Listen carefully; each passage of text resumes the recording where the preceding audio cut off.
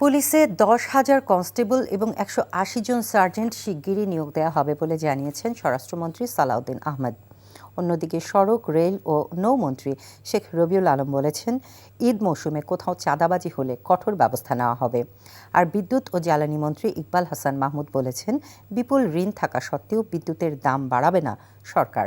Report Shafi Mahmud সাগরের। সচিবালয়ে নৌ পরিবহন মন্ত্রণালয়ের সভাকক্ষে আসন্ন পবিত্র ঈদ উল ফিতরে নৌপথে ঘরমুখী মানুষের নিরাপদ, সুশৃঙ্খল ও নির্বিঘ্ন যাতায়াত নিশ্চিতে সভা আয়োজিত হয়।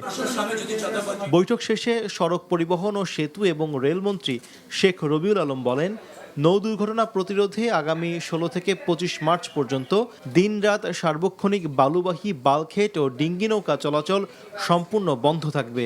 বাড়তি ভাড়া এবং চাঁদাবাজির বিরুদ্ধেও নেওয়া হবে কঠোর ব্যবস্থা। নিরাপত্তার জন্য কোস্টগার্ড আছে, নৌ পুলিশ আছে, তারা তদারকি করবে। আমি বুঝাতে চেয়েছি, চাঁদা এবং চাঁদাবাজি দুটি জিনিস পার্থক্য আছে।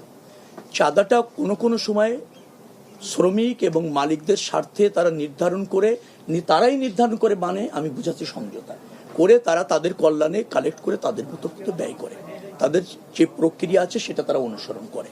আর সেটা একটা কোনো জায়গায় এটাকে চাঁদাবাজি বলাটা কঠিন। চাঁদাবাজি আমি বলতেছি চাঁদাবাজি হচ্ছে সেইটি যেটি মানুষকে বাধ্য করে জোর করে নেওয়া হয়।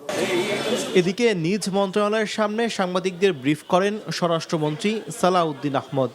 জানান, পুলিশে নতুন করে 180 জন সার্জেন্ট নিয়োগে প্রয়োজনীয় ব্যবস্থা গ্রহণের নির্দেশ দেওয়া হয়েছে।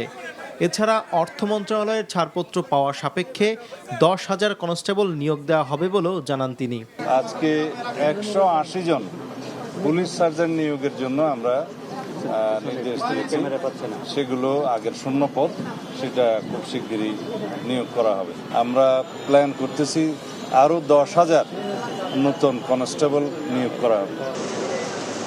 অন্যদিকে বিদ্যুৎ, জ্বালানি ও খনিজ সম্পদ মন্ত্রী ইকবাল হাসান মাহমুদ টুকু বলেছেন, বিদ্যুৎ ও জ্বালানি খাতের বিশৃঙ্খল অবস্থা দূর করতে সময় প্রয়োজন। তবে বিদ্যুতের দাম না বাড়িয়ে জনগণকে লাভবান করার চেষ্টা করবেন বলে জানান মন্ত্রী।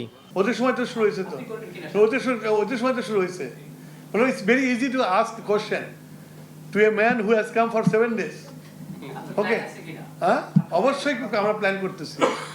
Shafi Mahmud Sagar, NTV news, Dhaka.